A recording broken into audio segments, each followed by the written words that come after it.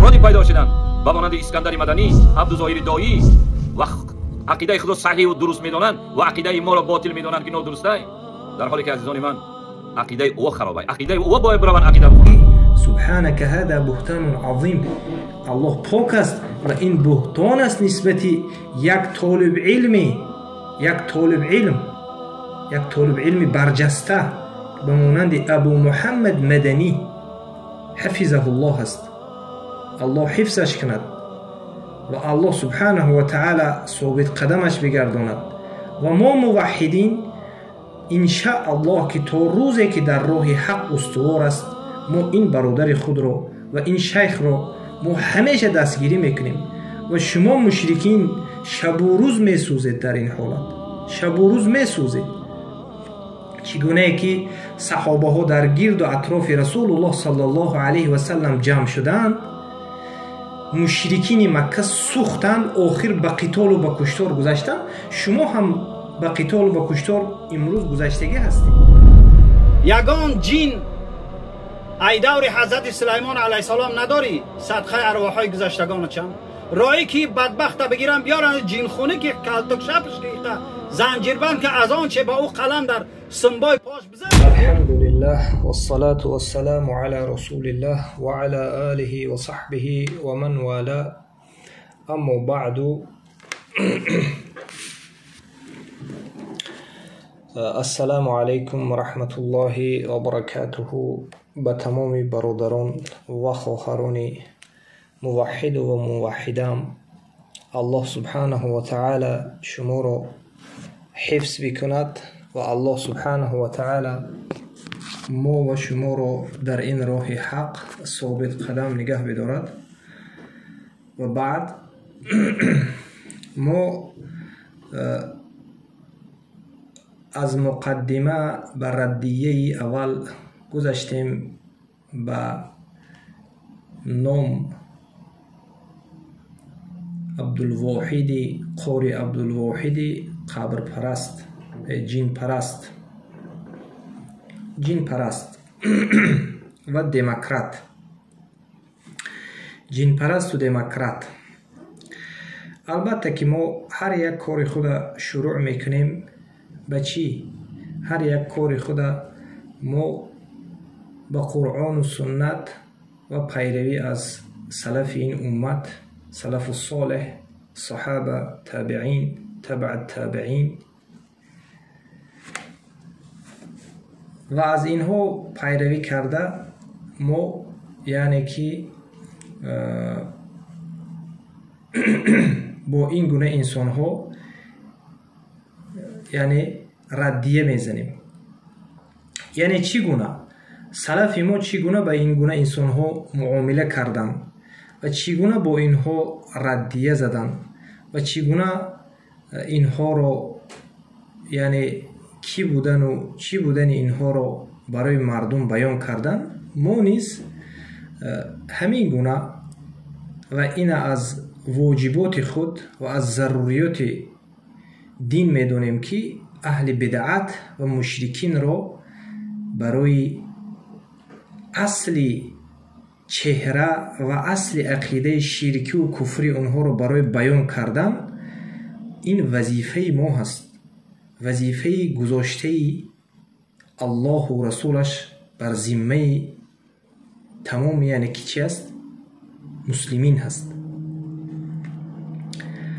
و همچنین رسول الله صلی الله علیه و سلم معلوم است 13 سال مردم رو به توحید دعوت کردند و مردم رو از شرک و کفر آگاه کردند، ترسانیدند و رسول الله صلی الله علیه و سلم وظیفه خود یعنی تا آخر انجام دادند و دین کامل کردند و دین که کامل که شد دیگر در اون دین یک چیز اضافه کردن و از اون یک چیزی رو گرفته پرتافتن. البته که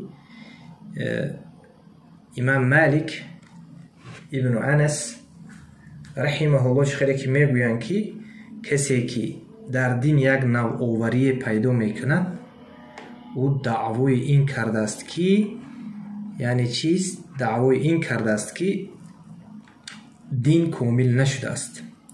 و امروزینه این جین پرست هم میگوید که شما عالمان و طالب علمان را چیکار میکنید؟ تکفیر میکنید. و این تکفیری خود شما از کجا مییابید؟ از کجا مییابید؟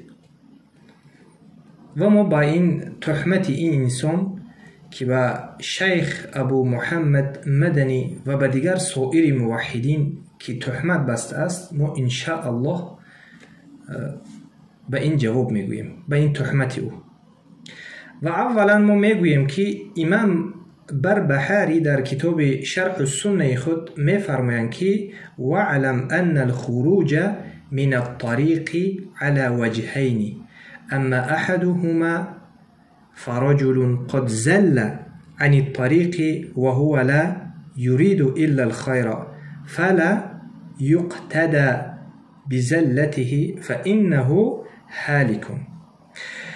و میگوید بدون که خارج شدن از راه دو نوع است. یکم مردی که از راه لغزیده است و او بجز خیر چیزی نمیخواهد، پس به لغزش او اقتدا کرده نمی شود،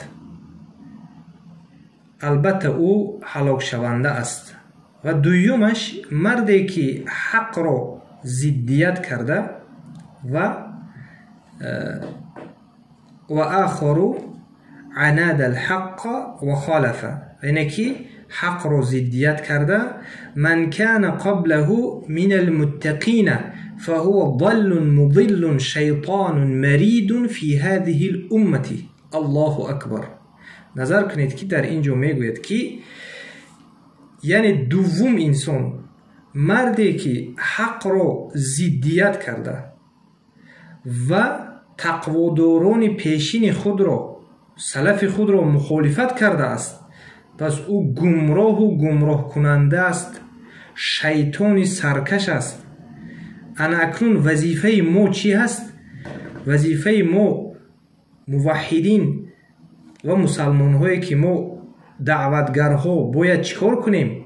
باید این گونه شیطانی سرکشان را باید حقیق علی من یعرفه ان یحذر الناس منه و یبین للناس قصته لئلا یقع احد فی بدعته فیهلک. الله اکبر. بینید میگوید که باید این انسان هایی که سرکش هستند در این امت، شیطان مرید فی هذه الامه، در این امت شیطان سرکش هستند، کسی حال او را داند، حقوق دارد که مردم را از او آگاهی دهد و قصه او را برای مردم بیان نماید تا که در بدعت او کسی واقع نشود و پس هلاک گردد. یعنی در بدعت او واقع نشود و هلاک نگردد. یعنی به همین خاطر این انسان میگوید شما تهمت میبندید ای مشرکین، شما همیشه تهمت میبندید، یگان حجت و دلیل ندارید، ولی ما با اون حجت و دلیل هایی که آوردید اون بر ضد خود شما هست، ما اونها را هم بیان میکنیم برای مردم بفهمند که شما کذابین هستید، شما دروغگو هستید، شما شیطانی سرکش در این امت هستید. و عقیده ما رو اگر کسی میخواهد بفهمد در این باره، آیا ما کسی رو به دلیل و به هیچی آیا تکفیر میکنیم؟ البته که سبحانك هذا بهتان عظیم، الله پاک است و این بهتان است نسبت یک طالب علم برجسته به مانند ابو محمد مدنی حفظه الله است. الله حفظش کند و الله سبحانه و تعالی ثابت قدمش بگرداند. و ما موحدین ان شاء الله که تا روزی که در راه حق استوار است، ما این برادر خود را و این شیخ را ما همیشه دستگیری میکنیم و شما مشرکین شب و روز میسوزید در این حالت، شب و روز میسوزید. چگونه ای که صحابه ها در گرد و اطراف رسول الله صلی الله علیه و سلم جمع شدند، مشرکین مکه سوختند، آخر به قتال و به کشتار گذشتند. شما هم به قتال و به کشتار امروز گذشتگی هستید. و عقیده ما چی هست؟ عقیده ما چگونه ای که قرآن و سنت و سلف امت عقیده داشتن، عقیده ما هم همین است. و همچنین در کتاب شرح السنه امام بربحاری می آورند که میگویند که ولا نخرج احدا من اهل القبلة من الاسلام حتى يرد آية من كتاب الله او يرد شيئا من آثار الرسول الله صلى الله عليه وسلم او يذبح لغير الله او يصلي لغير الله، فإذا فعل شيئا من ذلك فقد وجب عليك أن تخرجه من الإسلام. الله أكبر. بینید الله بزرگ است. بینید که در اینجا چی میگوید امام بربحاری؟ یگان نفر ولا نخرج، ما خارج نمیکنیم یگان نفری رو از اهل قبله از اسلام تا حتی یرد آیتن، تا اینکه یک آیتی رو رد نکند از کتاب الله سبحانه و تعالی یا یک چیزی رو از آثار رسول الله صلی الله علیه وسلم، از احادیث صحیح رسول الله صلی الله علیه وسلم، یا اینکه بغیر از الله ذبح نکند. ای جن پرست، جن پرست، تو از جن مدد طلب میکنی، تو خود کافر هستی، تو خود یک مشرک هستی. او یذبح لغیر الله، یعنی که ذبح بغیر از الله نکند. او یصلی لغیر الله، بغیر از الله نماز نگذارد. فاذا فعل شیئا من ذلك، اگر همین چیزهایی که ما بیان کردیم همین کارها رو کرد، برای تو واجب است، وجب علیک ان تخرجه من الاسلام، برای تو واجب است که او رو از اسلام خارجش کنی. انا این چی است؟ این فهم سلف امت ما هست که یعنی یک انسان به شرک و کفر واقع شد، تو او واجب است برای تو او را از اسلام چیکار بکنی؟ خارجش بکنی. و اذا لم یفعل من ذلك، و اگر همین کارها رو نکرد همون انسان، من ذلك شیئا، از همین چیزها، فهو مؤمن مسلم لا بالحقیقه، و میگوید مؤمن است، مسلمان است. ظاهر او که مثلا مسلمان باشد ما میگیم مؤمن مسلمان است، اسمان یعنی واقعیت حقیقت مؤمن و موحد و مسلمان بودن او را ما نمیگیم که ظاهرش مسلمان است، میگوییم لا بالحقیقه، با حقیقت نه. با این دلیل چی است؟ با این دلیل یعنی مثلا انسان میبینی که نماز میگذارد، ظاهرا مسلمان است. رسول الله صلی الله علیه و سلم چی گفت؟ گفت که من صلى صلاتنا واستقبل قبلتنا واكل ذبيحتنا فذلك المسلم. امام بخاری روایت میکنه و میگوید کسی، و طحاوی هم در شرح خود میورد این در باب استقبال قبله، در شرح عقیدة الطحاوی از ابی العز حنفی.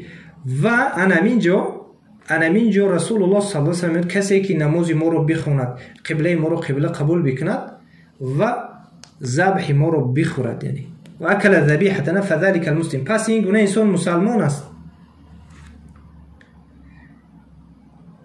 و این میگوید شما از کجا مردم تکفیر میکنید، از کجا کافر میگویید؟ البته ما حق نداریم از شخصیت خود، از ذهن خود به مثل شما مشرکین یک کس رو تکفیر کنیم. یعنی مراد از این از عقل خود، از فهم خود، چخیلی که شما تکفیر میکنید، چخیلی که شما تهمت میکنید، ما این گونه تهمت نمیکنیم. ما عقیده اهل سنت و الجماعه رو بیان میکنیم و الله دلیل ما اولا قرآن، ما بیان کردیم که عقیده ما چی بود؟ مختصرا بود. و ما برای چی تکفیر میکنیم؟ انسان ها رو برای چی تکفیر میکنیم و کدام انسان ها رو تکفیر میکنیم؟ به این ما مختصر یک دو دلیل ذکر میکنیم در این باره. الله سبحانه و تعالی در سوره کافرون میفرماید که قل یا ایها الکافرون، بگو. الله سبحانه و تعالی به محمد صلی الله علیه و سلم گفته است بگو. به کی بگو؟ بگو به مشرکین، به کفار. یا ایها الکافرون، یا ایها العرب، یا ایها التاجیکون نگفت در اینجا. نگو تو در کافر خطاب میکنی، کافر خطاب میکنی. الله بر رسول الله صلی الله علیه و سلم امر کرد بگو گفت. ابن کثیر رحمه الله در تفسیر خود میگویند که شامل کل کافر على وجه الارض. الله اکبر. این شامل تمام کفار روی زمین است، در هر زمان و مکان. کافر گفته می شود. یعنی یک مسلمان با کفر و شرک واقع شد، کافر می شود. من کفر بالله من بعد ایمانه الا من اکره و قلبه مطمئن بالایمان. من کفر بالله من بعد ایمانه، کسی کافر شد بعد ایمانش، الا در حال اکراه نباشد. یگانه چیزی که هست اکراه هست. با کفر و شرک اکبر واقع شد، کافر شد. و دیگر روایتی که الله سبحانه و تعالی میفرماید که یحلفون بالله ما قالوا ولقد قالوا کلمة الكفر و کفروا بعد اسلامهم. و اونها قسم خوردن. کی قسم خورد؟ یحلفون بالله ما قالوا، با الله سوگند میخورند که میگویند که ما نگفتیم سخنی کفر رو. و اونها ولقد قالوا، بل تحقیق گفتن کلمه کفر رو، کلمت الکفر و کفر بعد اسلامهم، و کافر شدن بعد اسلام خود. و همچنین قصه مانعین زکات در زمان خلافت ابوبکر رضی الله عنه مشهور است. ابوبکر رضی الله عنه تکفیر کرد همه اونها رو، و وقتی اونها مغلوب شدن به توبه آمدن، ابوبکر صدیق رضی الله عنه گفت شما تکفیر میکنید کسانی رو که در جنگ با همراهی شما بودن و مردن و اونها رو جهنمی میگویید.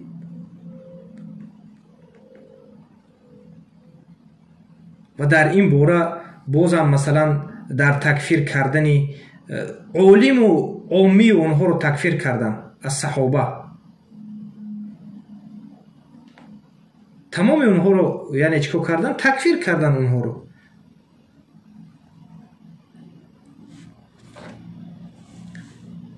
و همچنین در زمان احمد ابن حنبل و از او پیشتر که از استاد امام شافعی رحمه الله، درباره کسی که ثنا یحیی ابن ایوب ثنا السویدی سمعت وكيعا يقول من قال القرآن مخلوق فقد كفر. از وكيع ابن جراح استاد امام شافعی بود که پرسیده شد که کسی قرآن رو مخلوق بگوید چی است؟ او کافر است. گفت به تحقیق کافر است. در ابانة الکبری ابن بطه آمده است در صفحه 2354 نظر کنید.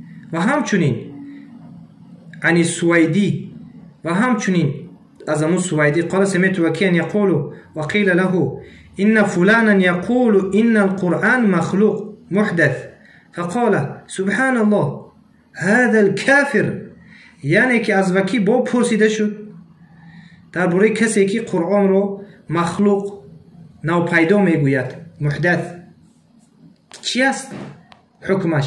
Субҳаналлоҳ гуфт, ин инсон кофир аст гуфт. ва агар шояд инсон бигӯяд ки яъне ин чизҳое ки шумо оварда истудед, баъзе мурҷиҳу озириҳо шояд бигӯянд ин чизҳо ом аст, ом аст бигӯянд. онҳо бисёр ваянда хеле баҳонаков ҳастанд. имому Шафиӣ раҳимаҳуллоҳ дар ҳангоме ки бо Ҳафсул Фурайд мунозара кард, Ҳафсул Фурайд гуфт ки алқуръану махлуқ, Қуръон махлуқ аст гуфт. имом Шафиӣ гуфт ки ба Аллоҳи бузург кофир шудӣ. шарҳи усули эътиқоди аҳли суннати вал ҷамоа лиллалакаи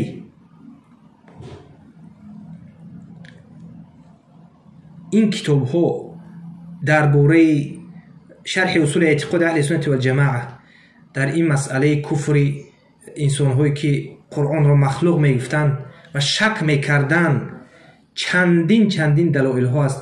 дар китоби хулқу афъалул ибад имом Бухорӣ раҳимаҳуллоҳ ва дигар масоилҳое ки аррадду ала ҷаҳмия ва занадиқа имом Аҳмад ва имом Бухорӣ ва дигар уламои замони онҳо чандин садҳо уламо дар бораи ин инсонҳо аррадду ала ҷаҳмия гуфта китоб навистагӣ ҳастанд. дар он вақт видеову ин хеле сабтҳо набуд, лекин китобҳои онҳо чиро мефаҳмонанд, бо онҳо рад мезаданд. мо аз ин манбаъ ва аз ин манҳаҷ инсонҳое ки кофир мешаванд кофираш мегӯем. ва касе ба баҳси шумо дигар мегӯд ки касе ба баҳси шумо агар бо шумо ҳамфикр нашавад, шумо кофираш мегӯед. ин туҳмат аст. валлоҳи алъазим ин туҳмат аст. туҳмат ба дараҷаи расидагааст ки имом Шофиӣ, ҳозир мо хондем, имом Шофиӣ вақте ки як инсон дар пешаш буд, мо касоне ки ба куфру ширк дар назди мо воқеъ мешаванд такфирашон мекунем. лекин ба куфру ширк воқеъ нашудан такфирашон намекунем. ин туҳмат аст нисбати мо муваҳҳидин, туҳмат аст. ва нисбати шайх абу Муҳаммад Мадани ҳафизаҳуллоҳ.